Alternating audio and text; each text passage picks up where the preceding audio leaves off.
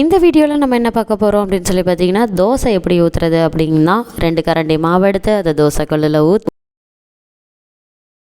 அதை அப்படியே பொத்துனாப்பில் இங்கிட்டு 2 சுற்று அங்கிட்டு 2 சுற்றுன்னு சொல்லிட்டு ஐயையோ தோசை மாவு பிறண்டுக்குச்சுங்க. ஏன்னா கல் ரொம்ப சூடாகிடுச்சு. சரி அப்படியே அட்ஜஸ்ட் பண்ணி சுற்றுவோன்னு சுற்றி ஓரளவுக்கு ஏதோ ஒரு ரவுண்டு ஷேப்பில் வந்திருக்குடா சாமி அப்படின்னு சொல்லிட்டு சரி ஊற்றியாச்சு. அடுத்து என்ன பண்ணுவோன்னு இட்லி மூடி எடுத்து தோசை மாவை மூடி வச்சுருவோம். ஏன்னா அப்போ தான் நல்லா வெந்திருக்கும். சரி வெந்துருச்சான்னு பார்ப்போமா? எடுத்து பார்ப்போம். வெந்துருச்சு. சரி எடுப்போண்டா.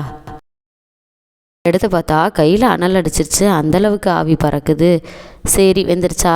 வெந்துருச்சு அப்படின்னு சொல்லி தோசை கரண்டியை உள்ளே விட்டு குத்துன்னு குத்தி எடுத்து ஒட்டிக்கிச்சுங்க. அதனால் இப்படி ஒரு திருப்பு போட்டு நல்லா வேக விட்டு எடுத்தால் அருமையான வீட்டு தோசை ரெடி.